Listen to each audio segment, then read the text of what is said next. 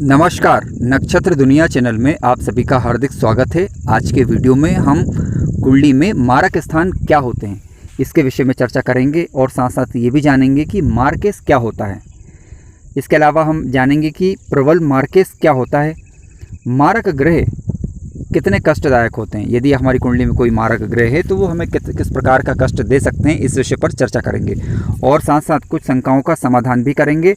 और इसके अलावा अगर आपकी कुंडली में मार्केश की महादशा अथवा अंतरदशा चल रही है तब इसके उपाय किस प्रकार से किए जा सकते हैं, इस विषय पर भी आज हम चर्चा करने वाले हैं। इन सबसे पहले मैं आपसे रिक्वेस्ट करना चाहूँगा कि यदि आपने हमारा चैनल अभी तक सब्सक्राइब नहीं किया है तो कृपया पहले चैनल को सब्सक्राइब अवश्य कर लें। आइए शुरू करते हैं।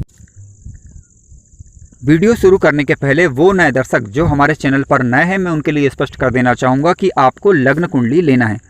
ठीक है, जब आप लग्न कुंडली लेंगे तो उसमें आपको 12 भाव देखने को मिलेंगे। ये 12 भाव फिक्स होते हैं, यानी अपना स्थान परिवर्तित नहीं करते। जहाँ पर प्रथम भाव लिखा हुआ ये लग्न भाव कहलाता है, इसके मालिक को लग्नेश कहा जाता है। जहाँ पर द्वितीय भाव लिखा है इसे द्वितीयेश कहा जाता है या धन भाव के नाम से भी जाना जाता है, इसके मालिक ग्रह को द्वितीयेश अथवा धनेश कहा जाता है। जहाँ पर तृतीय भाव लिखा हुआ ये तृतीय भाव है और इसके मालिक ग्रह को तृतीयेश कहा जाता है। ये चतुर्थ भाव जिसे सुख भाव के नाम से भी जाना जाता है, इसके मालिक ग्रह को सुखेश अथवा चतुर्थेश कहा जाता है। ये पंचम भाव है आपका, जिसे संतान भाव के नाम से भी जाना जाता है या शिक्षा भाव के नाम से भी जाना जाता है, इसके मालिक ग्रह को पंचमेश कहा जाता है। षष्ठम भाव जहाँ से हम रोग का, ऋण का, शत्रुओं का विचार करते हैं, ठीक है, इसके मालिक ग्रह को षष्ठेश कहा जाता है। और ये सप्तम भाव जिसके मालिक ग्रह को सप्तमेश के नाम से जाना जाता है। ये कुंडली का अष्टम भाव है, इसके मालिक ग्रह को अष्टमेश के नाम से जाना जाता है। ये कुंडली का नवम भाव अथवा भाग्य भाव भी हम इसे बोलते हैं, इसके मालिक ग्रह को भाग्येश अथवा नवमेश के नाम से जाना जाएगा। ये कुंडली का दसम भाव है, यहाँ से हम कर्म का विचार करते हैं, इसके मालिक ग्रह को कर्मेश अथवा दशमेश के नाम से जाना जाता है। ये कुंडली का 11वां भाव जिसे लाभ भाव भी कहते हैं, इसके मालिक ग्रह को एकादेश अथवा लाभेश के नाम से जाना जाता है। ठीक है, ये कुंडली का अंतिम भाव है व्यय भाव या द्वादश भाव भी हम इसे बोल सकते हैं, इसके मालिक ग्रह को व्ययेश अथवा द्वादश कहा जाता है।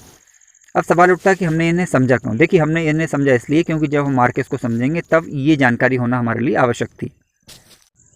वीडियो शुरू करने के पहले हम एक बार संक्षिप्त में राशियों को और समझ लेते हैं। ठीक है, जहाँ कहीं भी कुंडली में 1 नंबर का अंक लिखा हो, समझ लीजिए वहाँ मेष राशि और मेष राशि का स्वामी ग्रह मंगल होता है। किसी भी भाव में अगर 2 नंबर का अंक लिखा है तो समझ लीजिए वहाँ वृष राशि है, वृषभ राशि यानी उसका मालिक ग्रह शुक्र होता है। कहीं पर अगर 3 नंबर का अंक लिखा है तो समझ लीजिए कि मिथुन राशि और मिथुन राशि का जो स्वामी ग्रह होता है वह बुध ग्रह होता है। कहीं पर 4 नंबर का अंक लिखा है तो समझ लीजिए वहाँ कर्क राशि है और कर्क राशि का स्वामी ग्रह चंद्रमा होता है। कहीं पर अगर 5 नंबर का अंक लिखा है तो समझ लीजिए कि सिंह राशि होगी और सिंह राशि का स्वामी ग्रह सूर्य होता है। ठीक है, कहीं पर 6 नंबर का अंक लिखा है तो समझ लीजिए कन्या राशि और कन्या राशि का स्वामी ग्रह बुध होता है।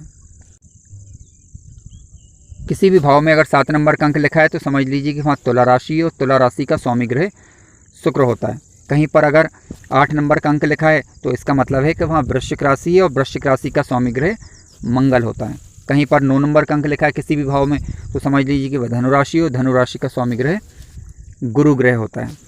किसी भी खाने में अगर 10 नंबर का अंक लिखा है तो समझ लीजिए कि वहाँ मकर राशि और मकर राशि का स्वामी ग्रह शनि होता है। किसी भी खाने में अगर 11 नंबर का अंक लिखा है तो समझ लीजिए कुंभ राशि और कुंभ राशि का स्वामी ग्रह शनि होता है। और किसी भी खाने में अगर 12 नंबर का अंक लिखा हो तो समझ लीजिए कि वहाँ मीन राशि और मीन राशि का स्वामी ग्रह गुरु होता है। आइए अब समझते हैं कि मारक स्थान क्या होते हैं। ध्यान रखें, सबसे पहले आपको लग्न कुंडली लेना है। ठीक है, कोई भी लग्न की कुंडली ले सकते हैं आप, उसमें आपको 8वां भाव देखना है। ठीक है, 8वां भाव देखा। मान लीजिए कि मैंने मेष लग्न की कुंडली ली है तो 8वें भाव में 8 नंबर का अंक लिखा कर आएगा। ठीक है, 8वें भाव से हम जीवन अथवा मृत्यु का विचार करते हैं। जब मृत्यु का विचार करते हैं तो वहीं आयु का विचार भी कुंडली के अष्टम भाव से ही किया जाता है। अब हमने एक सिद्धांत है हमारे ज्योतिष का, अष्टम द्वादश थ्योरी, वो यहाँ पर लागू होगी। तो अष्टम द्वादश थ्योरी के अकॉर्डिंगली 8वें से 8वां गिनना होगा हमें। जब आप 8वें से 8वां गिनेंगे यानी 1 2 3 4 5 6 7 8, तो यानी 3 नंबर, ठीक है, यानी पराक्रम भाव निकल कर आएगा। अभी हमारा मारक स्थान तय नहीं हुआ, ध्यान रखें। अभी हमने अष्टम से अष्टम को देखा, यानी आयु का विचार जहां हम कुंडली के अष्टम भाव से करते हैं तो कुंडली के तृतीय भाव से भी आयु का विचार किया जाता है। अष्टम द्वादश, तो यानी जब आप अष्टम का द्वादश यानी अष्टम भाव से 12 भाव गिनेंगे तो 7वां भाव निकल कर आपका आएगा। कैसे देखिए, 1 2 3 4 5 6 7 8 9 10 11 और 12, तो आपका 7वां भाव निकल कर आया। तो ये वाला स्थान जो है आपका 7वां स्थान, ये मारक स्थान कहलाया। ठीक है, अभी हमारी बात पूरी नहीं हुई है। उसी तरीके से जब हमने 8वें से 8वां गिना तो तृतीय भाव आया। अब तृतीय से 12वां गिनेंगे तो 1 2 3 4 5 6 7 8 9 10 11 12, यानी कुंडली का दूसरा भाव। ठीक है, तो कुंडली का दूसरा भाव और कुंडली का 7वां भाव ये मारक स्थान हुए। इस प्रकार हमने तय किया कि कुंडली का दूसरा स्थान और कुंडली का 7वां स्थान मारक स्थान हुए। ये कैसे तय किया हमने? अष्टम द्वादश थ्योरी के अनुसार। अब इनके जो स्वामी ग्रह होंगे वह मार्केश कहलाएंगे, यानी मारक स्थान का जो स्वामी ग्रह होगा वो मार्केश कहलाएगा। ठीक है, अब मेष लग्न की कुंडली की बात करें तो दूसरे भाव का स्वामी और 7वें भाव का स्वामी एक ही ग्रह निकल कर आ रहा है, वो है शुक्र ग्रह। तो इस कुंडली में शुक्र ग्रह मारक ग्रह हुआ। लेकिन ध्यान रखें, अभी हम पूरी बात कर रहे हैं, पूरी बातों पर अभी हमने चर्चा नहीं की, शंकाओं का समाधान अभी हम करने वाले हैं। तो कृपया वीडियो को पूरा देखें और अंत तक देखें, और साथ साथ उपायों पर भी अभी हम चर्चा करेंगे। मारक स्थान और मार्केश से संबंधित आज का हमारा पहला सूत्र इस प्रकार से देखिए, गुरु और शुक्र सप्तम स्थान के स्वामी हो तो प्रबल मारक होते हैं। ये पहला सूत्र है आज का, गुरु और शुक्र सप्तम स्थान के स्वामी हो तो प्रबल मारक होते हैं। आइए उदाहरण के द्वारा इसे समझने का प्रयास करते हैं। यहाँ पर मैंने मेष लग्न की कुंडली ली है, तो आप देख सकते हैं कि दूसरे भाव में और 7वें भाव में शुक्र ग्रह आपका मारक स्थान का स्वामी बन रहा है। ठीक है, तो शुक्र यहाँ पर प्रबल मारक हुआ, लेकिन ये कितना असर देगा यानी किस प्रकार का कष्ट देगा, इसकी चर्चा हम आगे करने वाले हैं। आइए दूसरा उदाहरण के द्वारा इसे और समझ। यहाँ पर दूसरा उदाहरण जो है कन्या लग्न का लिया हुआ है। ठीक है, जब आप कन्या लग्न की कुंडली लेंगे तो दूसरे भाव में 7 नंबर का अंक लिखा होगा, इसका स्वामी ग्रह शुक्र होता है, और सप्तम भाव में 12 नंबर का अंक लिखा है तो इसका मालिक ग्रह गुरु ग्रह हुआ। तो सूत्र के अनुसार यहाँ पर शुक्र और गुरु, यहाँ पर गुरु आपका मारक हुआ। हालांकि मार्केश जो है आपका शुक्र भी यहाँ पर होगा, लेकिन इन पर निर्णय किस तरीके से लेंगे इस पर अभी हम आगे विचार करने वाले हैं। इसलिए कृपया एक ही बात को ध्यान में रखते हुए किसी निर्णय अथवा नतीजे पर ना पहुँचें। आज का दूसरा सूत्र इस प्रकार से ध्यान रखें, द्वितीयेश और सप्तमेश के साथ यदि पापक ग्रह भी उपस्थित हो जाए तो ये ज़्यादा मारक हो जाता है। मारक का तात्पर्य है कष्ट प्रदान करना। ठीक है, द्वितीयेश और सप्तमेश के साथ यदि कोई पाप ग्रह भी उपस्थित हो जाए तो ये ज़्यादा मारक हो जाता है। उदाहरण के द्वारा इसे समझते हैं। अब मान लीजिए कि यहाँ पर मैंने एक धनु लग्न की कुंडली ली हुई। जब आप धनु लग्न की कुंडली लेंगे तो द्वितीय भाव में 10 नंबर का अंक लिखा होगा। ठीक है, इसका स्वामी ग्रह शनि होगा। अब मान लीजिए शनि की प्लेसमेंट जरूर नहीं कि शनि अपने खुद के स्थान में बैठा हो। ठीक है, शनि कहीं पर भी हो सकता है। मान लीजिए कि शनि जो है आपका तीसरे भाव में आकर बैठ गया, यानी 11 नंबर का अंक था, मान लीजिए चलो यहाँ तो 84 का हो जाएगा। मान लीजिए कि शनि आपका 12th हाउस में आकर बैठ गया, यहाँ पर हम बिठा देते हैं किसी खराब स्थान पर। ठीक है, अब शनि के साथ मान लीजिए कि राहु भी उपस्थित हो जाए तो ये जो आपका शनि है ये मार्केश का काम करेगा यहाँ पर और ज़्यादा मारक हो जाएगा। ध्यान रखें, जब भी मार्केश, आपने देखा कि द्वितीय मतलब दूसरे भाव से और सप्तम भाव से मार्केश का हम विचार कर रहे हैं। दूसरे और सप्तम भाव में दोनों में अगर देखा जाए तो सबसे ज़्यादा मार्केश कौन सा ग्रह होता है? तो ध्यान रखें कि द्वितीय भाव, सेकंड भाव के जो स्वामी के साथ अगर कोई पाप ग्रह उपस्थित हो जाए या सप्तम भाव के स्वामी के साथ कोई पाप ग्रह उपस्थित हो जाए तो द्वितीय ज़्यादा मार्क का कार्य करेगा। आइए अब अगले सूत्र पर विचार कर लेते हैं। ध्यान रखें, शनि और केतु मार्केश होने पर ज़्यादा कष्ट देते हैं। यदि किसी कुंडली में शनि मार्केश ग्रह बन रहा है यानी मारक स्थान का स्वामी बन रहा है, ठीक है, मारक स्थान का स्वामी बन रहा है, तो शनि और केतु दोनों साथ हो तो ये ज़्यादा कष्ट प्रदायक बन जाते हैं। आइए अब बात कर लेते हैं प्रबल मार्केश की। प्रबल मार्केश का तात्पर्य है अगर कोई ग्रह दो स्थानों का स्वामी बन जाए।